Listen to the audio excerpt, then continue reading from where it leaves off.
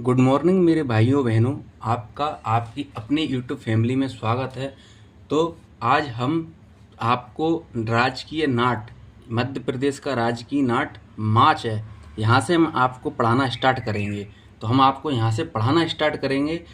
आपने ये मेरे खुद के नोट्स हैं जिनको मैं पढ़ता हूँ और आपको पढ़ाता हूँ, ठीक। अब मैं आपको ये अपने नोट्स हैं जो जो मैं पढ़ता हूँ वो सब कुछ मैं आपको इस तरीके से बताऊंगा कि मैं क्या पढ़ता हूँ, कैसे पढ़ता हूँ। सब अपडेटेड है, आप कहीं से भी इसको मैच कर लेना। ये आउटडेटेड नहीं है, यानी ये पुराना नहीं है, ये अपडेटेड है। बस दोस्तों, मेरा आपसे कहना ये है कि आप मेरे को सब्सक्राइब करें और मुझे शेयर करें। क्योंकि बोर्ड पर पढ़ाने का सही मज़ा तभी है जब मैं आपसे आपकी कमेंट्री पढ़ रहा हूँ। अब मैं वीडियो शूट करके डाल देता हूँ, उससे कोई मतलब निकलता नहीं है। फिर भी मैं शुरुआत करूँगा उसी चीज़ पे ही आऊँगा, बोर्ड पे ही। लेकिन मैं अभी आपको अपने नोट्स बता रहा हूँ और आप इसको सब्सक्राइब करें, शेयर करें।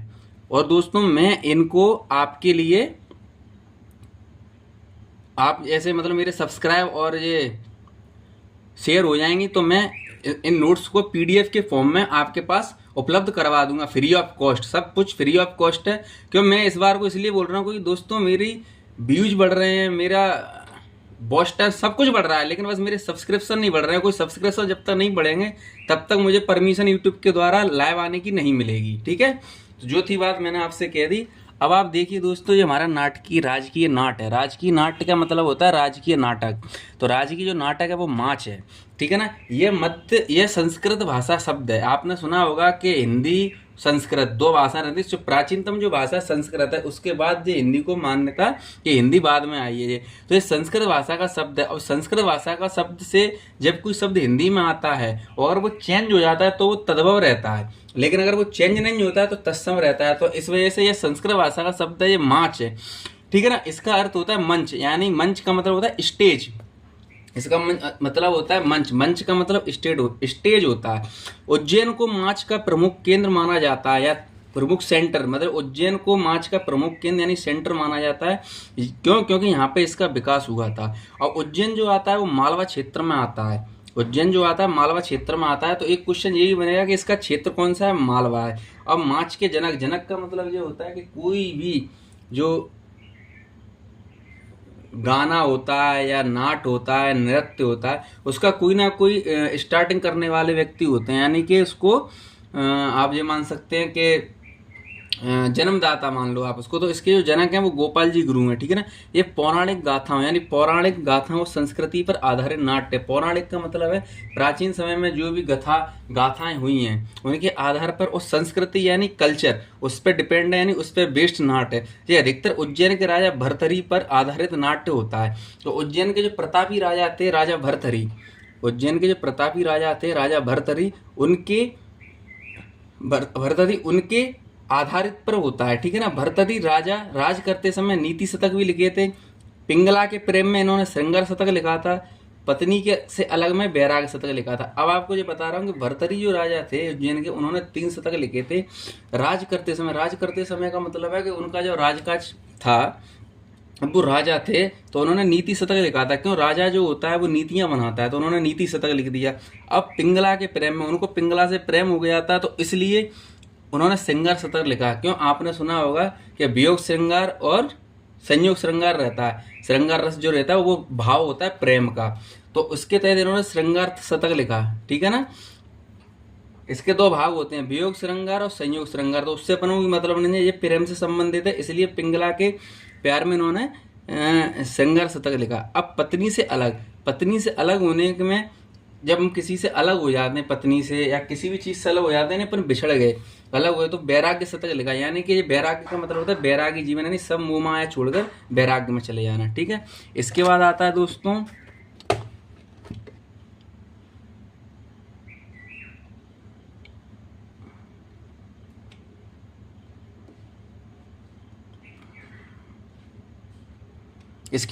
आता है राजकीय नृत्य। राजकीय नृत्य का मतलब है राजकीय डांस, यानी स्टेट डांस। वो राई है। जो राई जो नृत्य है दोस्तों वो बुंदेलखंड क्षेत्र का है, ठीक है ना, बुंदेलखंड क्षेत्र का। अब आपने देखा होगा कि आपने अपने ग्रामीण क्षेत्र में भी देखा होगा कि जब जो लेडीज होती है ना, वो किसी के घर जन्म हुए किसी बच्चे का, ठीक है ना। तो उस बच्चे के जन्म के समय में गाना गाती हैं, ठीक है ना। विवाह होता है, शादी होती है, उस समय गाना गाते हैं, ठीक है ना। क्यों? और मेले जो होते हैं ना, आपने देखा होगा मेले, उसमें लेडीज़ें गाना गाती हैं। मेले से गाने का मतलब ये होता है कि कोई मेला होता है, उसके जो महत्वपूर्ण जो एक उसका प्रेस्टीज पॉइंट होता है, उस आधार पर मेले के आधे अवसरों पर इसको गाया जाता है। यानी कि इसका जो समय है वो जन्म है, विवाह, मेले आदि अवसरों पर गाया जाता है, ठीक है ना। अब जब ये सॉरी आदर्श अब अवसरों पर ये किया जाता है। अब ये राजकीय नृत्य, नृत्य का मतलब होता है डांस। डांस में जो डांस करने वाले होते हैं ये और डांस करने वाली होती हैं, करने वाले होते हैं यानी मेल, करने वाली जो होती हैं वो होती हैं फीमेल। तो जब जो नृत्य की होती है ना उसको बोला जाता है बीड़नी, ठीक है ना। नृत्य की होती है बीड़नी बोला जाता है। ये राई नृत्य को गति प्रदान करती है। गति का मतलब ये होता है कि आपने कभी टीवी में देखा होगा कि लेडीज जब डांस करती है तो एक फ्लो में डांस करती है, वो 2-3 मिनट तक करती रहती है, यानी एक धुन पे। तो इसी लिए बीड़नी जो होती है वो नृत्य की होती है, और ये राई नृत्य को गति प्रदान करती है। नहीं स्पीड में ऐसे कि स्पीड का मतलब दौड़ना नहीं है, स्पीड का मतलब होता है कि जैसे आप मान सकते हैं कि अपन कोई भी काम करते हैं तो उसमें अपन एक फ्लो बना लेते हैं, ठीक है ना, प्रवाह, ठीक है ना। वो अगर अब बीड़नी जब विराम अवस्था में होती है, यानी कि अब जब विराम अवस्था में हो गई, यानी कि डांस करने के बाद जब विराम है यानी कि रुकी हुई है, उस अवस्था में स्वांग कहलाती है, ठीक है ना। राई नृत्य को पहचान राम साहेब पांडे, राई नृत्य इसको पहचान जो दी गई थी राम साहेब पांडे द्वारा दी गई, यानी राम साहेब पांडे द्वारा अगर दी गई थी तो यानी राम साहेब पांडे जी इस नृत्य के नर्तक होंगे, ठीक है ना। तो इनको जब इन्होंने पहचान दी, अब पहचान देने का मेन कारण ये हो गया क्योंकि पद्मश्री 2022 इनको मिला था, 2022 में पद्मश्री मिला था। अब जिस व्यक्ति को पद्मश्री मिल जाए आप समझ सकते हैं वो कितनी बड़ी अपने आप में हस्ती होगा, ठीक है ना। अब तथा ज्ञानेश्वरी देवी ने, ठीक है ना। मुख्य पात्र इसके बीड़नी जो विदूषक होते हैं, बीड़नी यानी महिला जो नर्तकी आपको दी है, विदूषक यानी पुरुष। तो यानी कि जब राम साहेब पांडे जी जिसके विदूषक थे, पुरुष थे, तो ये इसके विदूषक थे, ठीक है ना। और ये महिला थी जो बीड़नी है वो महिला है, ठीक है ना। अब राजकीय गीत, राजकीय गीत का मतलब जो होता है कि स्टेट सॉन्ग, ठीक है ना। राजकीय गीत यानी स्टेट सॉन्ग, इसके अंतर्गत क्या है जो अपना राजकीय गीत है वो है मेरा मध्य प्रदेश, सुख का दाता सबका साथी, शुभ का ये संदेश है, माँ की गोद पिता का आस है, मेरा मध्य प्रदेश है। ये गाना है दोस्तों, ठीक है ना। तो हर जो गाना होता है ना दोस्तों उसके 3 चरण बहुत मायने रखते हैं। 3 चरण नहीं, 3 पात्र, 3 पात्र का मतलब 3 जो पार्टिसिपेट उसमें करते हैं उनका सबसे बड़ा महत्व होता है। उसके अंतर्गत लेखक आता है, संगीतकार आता है और गायक आता है। लेखक आता है, संगीतकार आता है, गायक आता है। लेखक आता है, संगीतकार आता है, गायक। लेखक का माने जो गाने को लिख रहा है, लिखा किसने? महेश श्रीवास्तव ने, ठीक है ना। संगीतकार कौन था? जिसने उसको धुन दी वो था आदेश श्रीवास्तव। गायक यानी कि जो गाने वाला था, गाने वाला कौन था? वो था शांतनु मुखर्जी, ठीक है ना। ये एमपी से ये शांतनु मुखर्जी। इसकी जो घोषणा हुई थी यानी इसको राजकीय गीत का दर्जा कब दिया गया था? इसको राजकीय गीत का दर्जा जो दिया गया था वो सन 2010 में दिया गया था, ठीक है ना। इसके इतना हो गया। अब राज्य के प्रतीक चिन्ह, राज्य की जो प्रतीक चिन्ह है ना वो अपना क्या है? 24 स्तूपों की भारी आकृति, यानी 24 स्तूपों की भारी आकृति कहाँ आपने देखा होगा कि बौद्ध जो स्तूप है सांची का उसको दर्शाती है। अपन ने जब मध्य प्रदेश में जब मध्य प्रदेश के फोटो देखेंगे तो बीच में आप उसको देखना, जब आप बीच में देखोगे वहाँ पे वो 24 स्तूपों की भारी आकृति दर्शाता है। अब इसका जो मुख्य व्रत है, वृत्त यानी सर्कल, मुख्य जो व्रत है यानी सर्कल, ये जो सर्कल होता है वो क्या बताता है? तरक्की। तरक्की का मतलब होता है आदमी विकसित हो रहा है, विकास कर रहा है, निरंतर विकास, यानी निरंतर विकास को अपन इंग्लिश में बोल सस्टेनेबल डेवलपमेंट है ना। असीम संभावना, असीम संभावना का मतलब होता है इन्फिनिटी, अनंत, इन्फिनिटी पॉसिबिलिटी, ठीक है ना, का प्रतीक माना जाता है। इसके ऊपर मध्य प्रदेश शासन लिखा होगा, आपने देखा हो इस तरीके से मध्य प्रदेश शासन लिखा रहता है। टीचर नीचे सत्यमेव जयते लिखा रहता है, ठीक है ना। इसमें फूल पेड़ रहते हैं, इसमें जानवर भी, इसमें गेहूं और धान की बालियां भी हैं। ये मेरे जो नोट्स है ना दोस्तों ये सब आप ही के लिए, आप ये समझिए बस आप सब्सक्रिप्शन बढ़ाए, सब्सक्राइब करिए, शेयर करिए, क्योंकि मैं डेली कहता हूँ लेकिन आप एक भी व्यक्ति ऐसा नहीं है जो सब्सक्राइब करता हो, शेयर करता हो। हाँ देखते बढ़िया हो आप लोग, इस चीज़ की खुशी है, यानी कि मेरी जो भी मेहनत है वो रंग ला रही है। बस ये है कि आप थोड़ा शेयर कर दोगे तो मुझे भी खुशी होगी। मैं बताऊँगा अपने घर वालों को कि मम्मी पापा से कहूँगा कि देखो आज मेरे इतने शेयर हो गए, इतने सब्सक्राइबर बढ़ गए, ठीक है ना। लेकिन प्रेजेंट टाइम में तो वही हैं जो है तो पहले के, ठीक है, कोई बात नहीं। लेकिन भरोसा है आप एक दिन जरूर करोगे और अचानक से आप पूरा गेम पलटवा दोगे, बढ़िया 1 नंबर करवा दोगे, भरोसा है। गेहूँ और धान की बालियाँ हैं, गेहूँ और धान की जो बालियाँ हैं ना, वो कृषि प्रधान अर्थव्यवस्था को बता दी। क्योंकि गेहूँ और धान किससे संबंधित है? कृषि संबंधित। तो कृषि प्रधान अर्थव्यवस्था प्रचुरता, खाद्यान्न संपन्नता को दर्शाती है, ठीक है ना। एक खाद्यान्न संपन्नता को दर्शाती है, ठीक है ना। बरगद का जो पेड़ लगा है ना, बरगद का जो पेड़ होता है एक दीर्घ आयु वाला होता है। क्यों? क्योंकि बरगद का जो पेड़ होता है ना वो एवेंटिटियस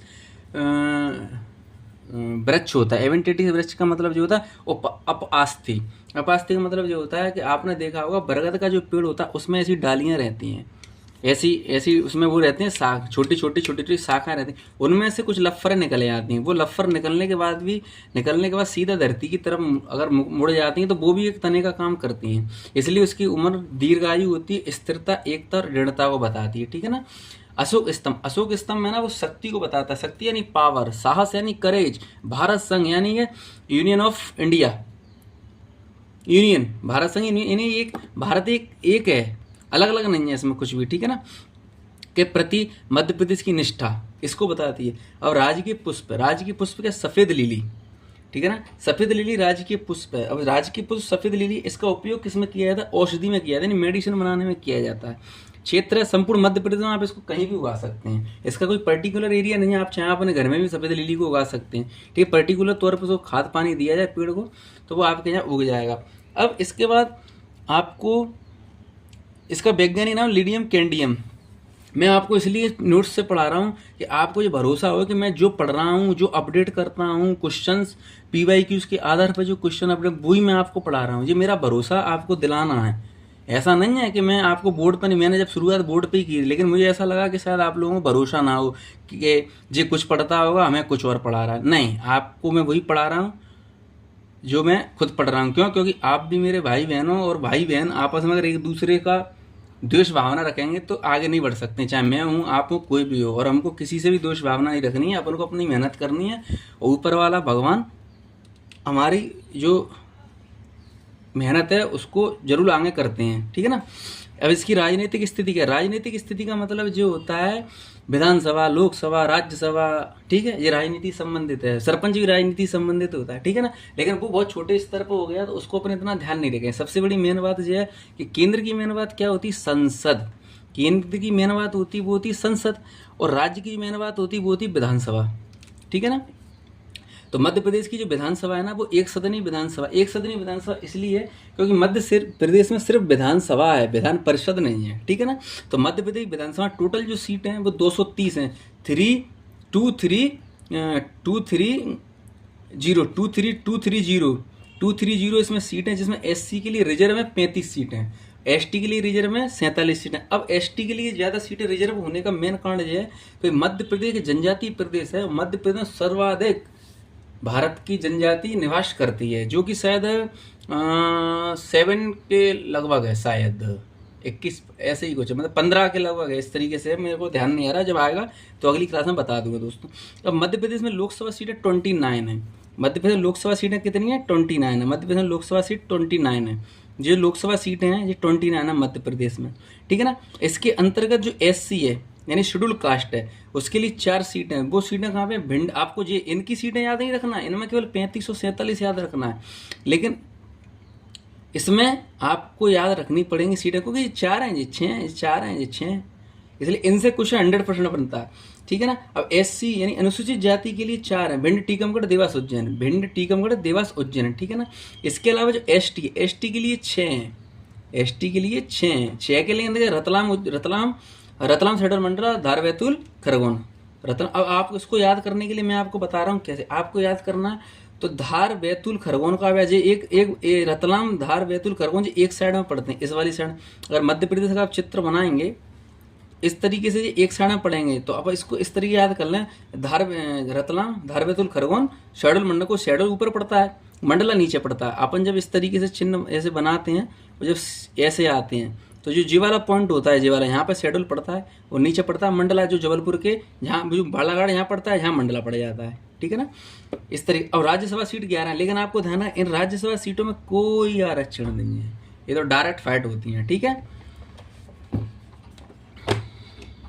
अब दोस्तों मैं आपको जो बता रहा हूँ, मध्य प्रदेश का हाईकोर्ट है जो मध्य प्रदेश का, जबलपुर में स्थित है। इसी कारण जबलपुर को मध्य प्रदेश, अब ये हाईकोर्ट, मध्य प्रदेश हाईकोर्ट है वो जबलपुर में स्थित है, जबलपुर में स्थित है। इस जबलपुर में मध्य प्रदेश हाईकोर्ट स्थित होने के कारण, मुख्य शाखा स्थित होने के कारण इसको मध्य प्रदेश की न्यायिक राजधानी कहा जाता है, ठीक है। लेकिन मध्य प्रदेश में 2 खंडपीठ हैं, सन 72 में बनी थी। जो खंडपीठ बनी थी वो जो इंदौर और ग्वालियर में बनी थी, ठीक है ना, ठीक। और मध्य प्रदेश की विशिष्ट राजधानी कौन सी? विशिष्ट राजधानी के अंतर्गत देखिए हाल ही आ गया, मैंने आपको बताया था कि जबलपुर, मध्य प्रदेश का हाई कोर्ट जबलपुर में। इस कारण मध्य प्रदेश के जो जबलपुर को न्यायिक राजधानी बोला जाता है, यानी कि जुडिशरी कैपिटल, और इसको संस्कार राजधानी बोला जाता है। यानी अब जो राजधानियां हैं, राजधानी मध्य प्रदेश की क्या है? भोपाल।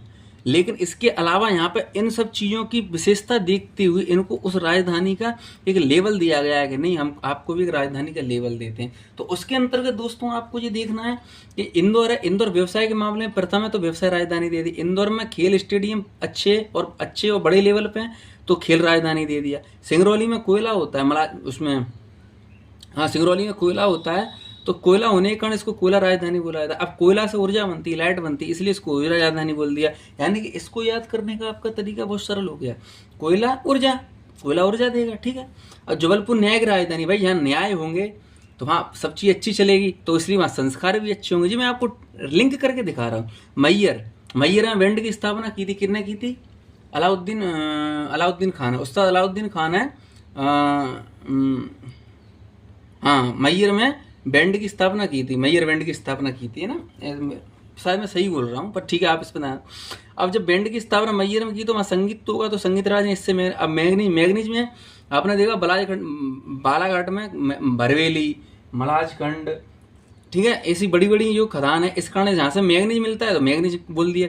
अब पचमढ़ी को ग्रीष्मकालीन राजधानी क्यों बोला जाता है? अब ग्रीष्मकालीन राजधानी बोलने का मतलब ये, पचमढ़ी में पानी का वाटरफॉल है, और भाई यहाँ वाटरफॉल होगा, मान लो कि ऐसे आप जो समझ लो कि हमारे ऐसा मध्य प्रदेश का जो मध्य भारत का क्षेत्र है, मध्य प्रदेश में जो भिंड, मुरैना, श्योपुर, दतिया हो गया, ग्वालियर हो गया, शिवपुरी, यहाँ गर्मी पड़ती है, सॉरी शिवपुरी तक, वो ग्वालियर तक गर्मी पड़ती है। तो अब ठंडों का समय होगा तो व्यक्ति यहाँ आएगा, तो इसको अपन शीतकालीन राजधानी बोल सकते हैं। क्योंकि नहीं, मैं बता एक उदाहरण दे रहा हूँ, बोलते नहीं है। अब ग्रीष्मकालीन राजधानी इसको क्यों बोलते हैं? क्योंकि पचमढ़ी में बरसात होती है, ठंडा मौसम रहता है, तो आदमी ज़्यादातर वहाँ पर जाने के लिए करता है, मूवमेंट करता है घूमने फिरने के लिए, इस वजह से वहाँ पचमढ़ी ग्रीष्मकालीन राजधानी है। दोस्तों ये भरोसा दिलाने के लिए पढ़ा रहा हूँ, इससे नोट्स से आता मुझे भी है कि आपको ये ना लगे कि कुछ और पढ़ता हो, हमें कुछ और पढ़ा रहा है, ठीक है ना दोस्तों। बस यही मेरा कहना है, इसके अलावा कुछ नहीं है। और आप देख सकते हैं बहुत अच्छे तरीके से मैं आपके लोगों के लिए मेहनत कर रहा हूँ, मेरा मन लगा रहेगा। और बस यही है कि आपका भाई हूँ मैं, छोटा बड़ा जो भी आप समझें, बस सब्सक्राइब करिए यार दोस्तों। मुझे भी अच्छा लगेगा कि यार मेरे भाई बहन मेरी बात को मान रहे हैं, ठीक है ना, क्योंकि आप लोग देख रहे हो मेरी वॉच टाइम बढ़िया हो रही है, इसीलिए मुझे ऐसा लग रहा है। अब मेरी वॉच टाइम और मेरा व्यूज बढ़ रहे हैं, इसी कारण मैं इतनी मेहनत कर रहा हूँ। अगर वो भी नहीं बढ़ रहे होते तो मैं क्यों करता मेहनत? मैं छोड़ो यार, जब है ही नहीं कोई मतलब तो क्या मतलब है उस चीज़ का, समझे ना मेरी बात, ठीक है ना, ये चीज़ है। अब देखो मैं कितना इसको सेट कर रहा हूँ, लगता है समय यार, लेकिन आप अपने हो, कोई दिक्कत वाली बात नहीं है। तो मेरा ये उद्देश्य, मैं आपको लाइव आके पढ़ाना चाहता हूँ। मेरे पास सब सुविधा है, आप कमेंट पढ़ने की, लाइव करने की, सबको, लेकर यूट्यूब तो परमिशन दे, और यूट्यूब परमिशन देगा आपकी वजह से, जब आप लोग मेरे को सब्सक्राइब करोगे, ठीक है ना, उम्मीद है आप करोगे, भरोसा है मुझे, ठीक है। अब मध्य प्रदेश का गठन, फॉर्मेशन ऑफ MP, ठीक है ना, इसका जो फॉर्मेशन हुआ था 1 नवंबर 1956 को हुआ था। मध्य प्रदेश का फॉर्मेशन हुआ था 1 नवंबर 1956 को हुआ था, ठीक है ना। इसमें वर्तमान जिले 55 है, वर्तमान जिले 55 है, ठीक है ना। वर्तमान संभाग क्या है इसमें? 10, ठीक। और भारत का जो गठन हुआ था वो स्वतंत्रता से पूर्व भारत का था। अब आपको ये ध्यान रखना है कि भारत में जो गठन हुआ था, यानी भारत का गठन हुआ था, उस समय बहुत ज़्यादा रियासतें अपनी अपनी चला रही थी। क्यों? क्योंकि उस समय जो टोटल जो ब्रिटिश प्रांत थे, उन ब्रिटिश प्रांतों में 11 ब्रिटिश प्रांत थे, और देसी रियासतें थी 552, या इनको 562 मान सकते हैं आप, लेकिन आप इन दोनों में तो 552 या 562 में एक ही आपको मिलेगा। तो क्या ये लोग अपनी अपनी चला रहे थे, ठीक है। अब जब ये लोग अपनी अपनी चला रहे थे तो उसका कारण क्या हुआ था कि जो भारत के अपने वो थे, उन्हें क्या बोलते हैं, अपने सरदार वल्लभ भाई पटेल साहब, सरदार वल्लभ भाई पटेल अपने गृह मंत्री थे, ठीक है ना। तो उन्होंने, और प्रधानमंत्री थे जवाहरलाल नेहरू साहब। तो उन्हों की वजह से ये तीन जो रियासतें थी, हैदराबाद, जूनागढ़, जम्मू कश्मीर, ये अपने में एंट्री करी। तो अपन इसको बताते हैं आपको, ब्रिटिश प्रांत थे 11, और जो देसी रियासत थी 552 है, 562, ठीक है। तो रियासतों का जो विलय किया था लौह पुरुष सरदार वल्लभ भाई पटेल द्वारा किया गया था। लौह पुरुष यानी पावरफुल थे। आओ भाई कैसे मानोगे तुम, ठीक है ना। अब लगभग सभी रियासतों में विलय हो गया था, लेकिन तीन बड़ी रियासतों ने मना कर दिया। तीन बड़ी रियासतें हैदराबाद, जूनागढ़, गुजरात और J&K कश्मीर। अब हैदराबाद को किया था, हैदराबाद का उस समय निजाम था मीर उस्मान अली। ऑपरेशन पोलो चलाया आर्मी द्वारा, समाधान सरदार पटेल जी ने किया था, ठीक है, शामिल हो गया। जूनागढ़ जो गुजरात का था, इसका नवाब था महावत खां, और इसका जो दीवान था वो था शहनवाज भुट्टो।